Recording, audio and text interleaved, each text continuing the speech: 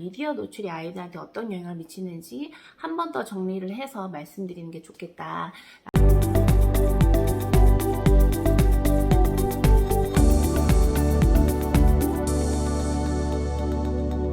안녕하세요, 터치아입니다. 제가 지난 영상을 통해서 영상 노출 20분이 아이한테 어떤 영향을 미치는지에 대해서 이야기 드린 적이 있어요. 자폐 성향이 있고 특히 시각 출구, 청각 출구 있는 친구들이 영상 20분을 봤을 때 어떤 영향을 미치는지에 대해서 말씀을 드렸었는데요. 그 영상 많은 분들이 봐주셨고 또 많은 분들이 공감해 주시고 또 많은 분들이 또 궁금증을 질문을 올려주셨는데요.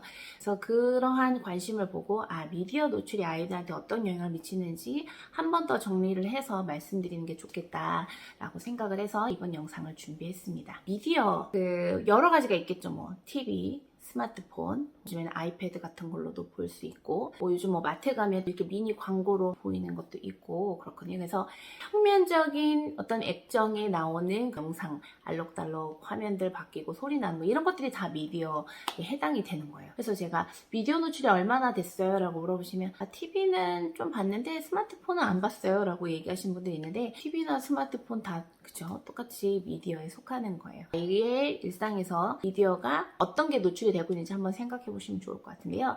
미디어는 어떤 특성을 갖고 있냐면 한번 봐볼게요. 아이가 울면서 막 울음으로 뭔가를 표현을 해요. 근데 TV는 아이가 우는 거를 달래줄 수 있나요? 그렇지 않죠. 아이가 울어도 TV는 그냥 계속 그 영상을 보여주게 돼요. 다음에 아이가 엄마 맘마 줘 배고파 이렇게 해요. 그러면 스마트폰이 아이를 뭔가 배고픔을 해결해 줄 수 있나요? 아니죠. 그러니까 이 미디어는 아이가 울든 웃든 배고프다고 하든 놀아달라고 하든 똑같이 일방적으로 준비된 그러한 영상만을 계속 보여줍니다. 그래서 소통할 수 있는 대상이 아니에요. 아이랑 소통을 이루어주게 하는 대상이 아닌 거죠. 이 시각 자극과 청각 자극들을 계속 일방적으로 보내주는 게 미디어의 특징이에요. 이렇게 일방적으로 시각 자극, 청각 자극만 계속 보여주기 때문에 이런 미디어에 노출이 많이 된 친구들은 어떻게 되냐면 소통하는 거를 잘 모르게 돼요. 왜냐면 미디어라는 강렬하고 소통할 수 없는 일방적 매체에 영향을 많이 받았기 때문에 눈으로 보이는 건 보는구나, 귀로 들리는 거는 그냥 듣는구나 이렇게 생각하지 보이는 거 듣는 거를 가지고 내가 뭐 어떻게 같이 소통하고 반응하구나 라고 생각을 못 하게 되는 거죠. 그래서 미디어 노출이 많이 되는 친구들은 사람들을 볼 때도 그렇게 봐요. 그냥 보는 거예요. 이 사람이 마스크를 썼네, 안경을 썼네, 이 사람은 머리가 이만큼 기네, 뭐 파마했네, 무슨 색깔 옷을 입었네, 옷에는 무슨 글자나 어떤 색깔이 있네, 이렇게 보기만 하는 거예요. 그 사람하고 소통한다라는 생각을 하지 않고 누가 여기 있구나, 여기는 누가 지금 뭘 타고 있네, 이렇게 단조롭게만 보다 보니까 눈맞춤이 어때요? 짧아집니다. 소통하고자, 그 의미를 알고자 이렇게 보는 게 아니라 겉으로 보이는 이미지, 눈에 보이는 단조로운 것만 보게 되기 때문에 아이가 보긴 보되 짧게 보게 됩니다. 그래서 미디어는 소통하는 대상이 아니라 일방적인 매체이기 때문에 우리 아이의 소통 능력 발달에 방해가 될 수 있어요. 두 번째는 뭐냐면 미디어를 본다는 거는 내가 직접 뭔가를 하는 게 아니에요. 그냥 몸도 안 움직이고 가만히 있고 생각도 안 해요. 그런 상태에서 단순히 화면으로 막 움직여지는 거, 막 소리 나는 거를 그냥 수동적으로 받아들이게 됩니다. 우리 사람은 능동적으로 생각하면서 몸을 움직임을 통해서 능동적으로 생산해낼 때 자신의 능력에 대해서 알아가게 되고 자신감이 높아지게 되는 거거든요. 자아를 그렇게 실현하게 되어 있어요. 근데 미디어는 어때요?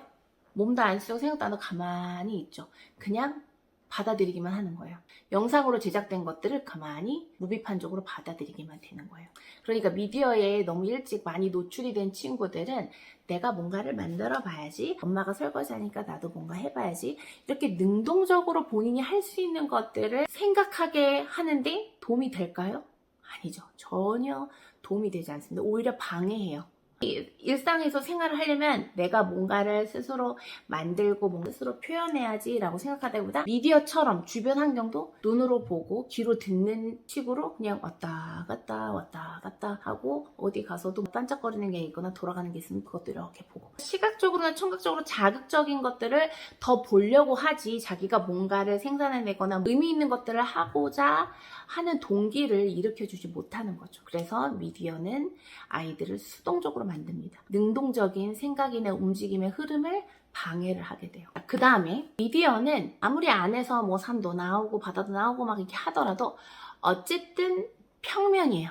평면에서 색깔도 나오고 숫자 글자 뭐 이런 것들 나오잖아요. 그래서 이렇게 미디어를 많이 본 아이들은 평면적인 시각 자극을 추구하게 될 가능성이 많아요. 왜 자꾸 제가 평면적이다라는 말을 반복을 하냐면요. 우리 몸은 입체예요. 우리 주변의 사물도 다 입체예요. 입체가 뭐냐면 이 한 사물이 위아래 좌우 앞뒤 이렇게 다양한 측면이 있다는 거고 입체로 되어 있기 때문에 무게감, 질량감, 부피감이 있어요. 물건을 보면 그거를 무게가 어떤지 구겨지는 건지 펼쳐지는 건지 던지면 날리는 건지 이렇게 다양하게 관찰을 할 수 있어야 되는데 이렇게 평면적인 미디어를 많이 본 친구들은 역시나 평면적인 거 위주로 받아들여요. 책, 이미지, 사진, 숫자, 글자, 뭐 표지판, 색깔 이렇게 평면적인 거 위주로 아이가 받아들이게 되고 그러면서 이 몸을 쓰는 것도 좀 단조롭게 쓰게 돼요. 아이가 평면적인 것들 위주로 보고 듣고 반응하기 때문에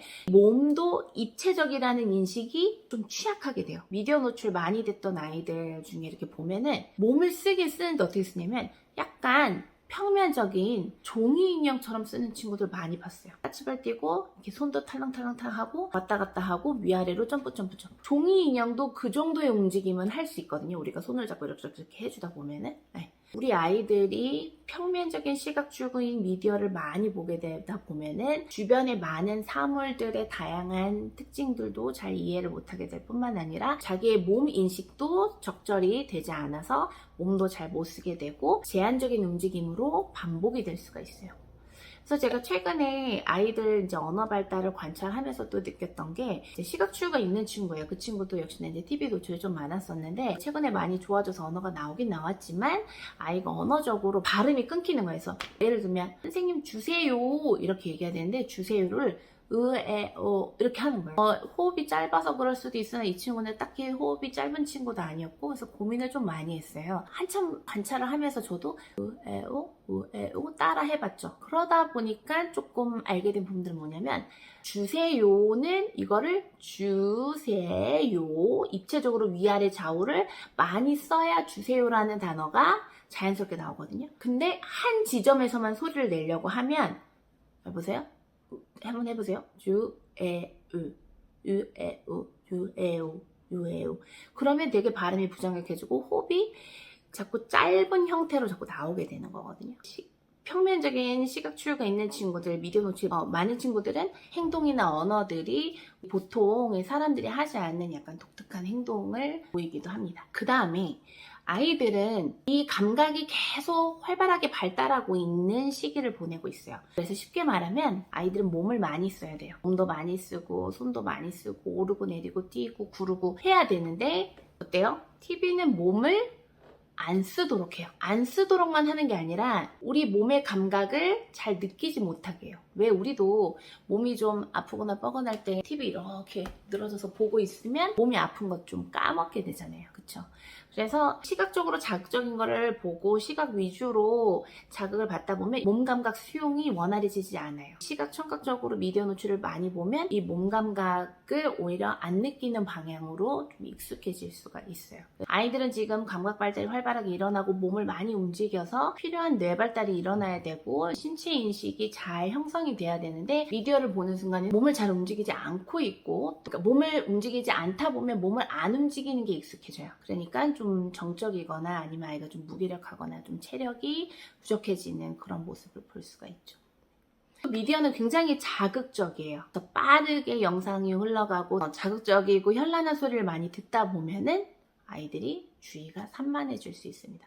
친구들이 지금 여기서 뭐 하고 놀고 있는 거지? 얘는 왜 줄을 쓰고 있고, 왜 한 명은 왜 울고 있고, 이렇게 한 장면을 충분히 이 사람들의 표정 변화, 하는 말들, 움직임들을 깊게 보고 길게 사고하는 과정이 중요한데, 이렇게 자극적으로 빠르게 현란하게 움직이는 미디어를 보다 보면은 한 가지를 쭉 길게 생각을 잘 못하게 돼요. 짧게만 생각하게 되고 충동적으로 행동이 나오거나 주의 집중이 좀 짧아질 수가 있어요. 미디어는 시청각 자료라고 얘기하잖아요. 주로 시각과 청각 위주로 자극을 하는 거예요. 우리 몸은 훨씬 더 많은 감각들이 있어요. 접촉에 의한 감각, 후각도 있고 미각도 있고 되게 많은 감각이 있는데, 시각, 청각 위주로 강렬하게 현란하게 자극을 이렇게 불균형하게 주기 때문에 우리 안에 필요한 다른 감각들의 발달을 방해하게 될 수 있을 뿐만 아니라, 우리 사람은 감각만 있는 게 아니라 감각과 연결해서 감정이 있고, 그 감각과 감정의 경험을 통해서 자아가 형성이 되고, 자아 형성을 통해서 내 마음, 내 욕구, 내가 이걸 하고 싶은 동기, 이렇게 다양한 이 자아를 이루는 것들이 형성이 되게 되는데, 미디어는 시각적으로 청각적으로 감각도 불균형하게 쓰게 되고, 그러면서 감정을 경험하고 감정을 또 표현하고, 또 감정과 감각을 통해서 내가 누구인지, 난 뭘 할 수 있고 난 어떤 사람인지 이 자아가 커가는 과정에서도 방해가 될 수 있습니다. 그래서 미디어 노출은 우리 아이들, 특히 이제 발달이 좀 늦거나 자폐성향이 있는 아이들한테는 정말, 저는 그렇게 표현하거든요. 독이에요, 독. 엄마 아빠가 좀 쉬고 싶어서 잠깐 보여주는 달콤한 유혹이 매우 크시겠지만, 이렇게 생각해 보시면 돼요. 불과 한 4, 50년 전만 해도 집에 TV 없고 스마트폰 없고 다 없었잖아요. 그래서 그냥 가족들끼리 그냥 뽁닥뽁닥 모여서 이래도 놀고 저래도 놀고, 아니면 심심하면 지가 뒹굴뒹굴 하고, 아니면 자기가 밖에 나가서 땅도 파고 다 이렇게 했잖아요. 그래서 없으면 없는 대로 충분히 사라집니다. 지금 이렇게 미디어에 많이 노출된 게 불과 얼마 되지 않았어요. 부모님들도 아이들이 커갈 때는 미디어 멀리 하시면서 소통하고 아이랑 생각을 주고받으면 부모님들도 훨씬 더 건강해집니다. TV 보고 스마트폰 보고 있는 시간보다 아이들과 소통하는 그 시간이 우리에게도 훨씬 더 도움이 돼요. 미디어가 아이들한테 어떤 영향을 미치는지에 대해서 좀 얘기를 해봤어요. 이 내용들 꼭 숙지하셔가지고 우리 아이들이 매일매일 이 중요한 시간들이 미디어에 노출되지 않고 사람들과 더 소통하면서 가족들과 상호작용할 수 있도록 꼭 노력을 해주시기 바랍니다. 이번 영상도 도움이 되셨길 바라고요. 구독, 좋아요, 가입까지 부탁드리고요. 그럼 저는 다음 영상 들고 찾아뵙도록 하겠습니다. 감사합니다.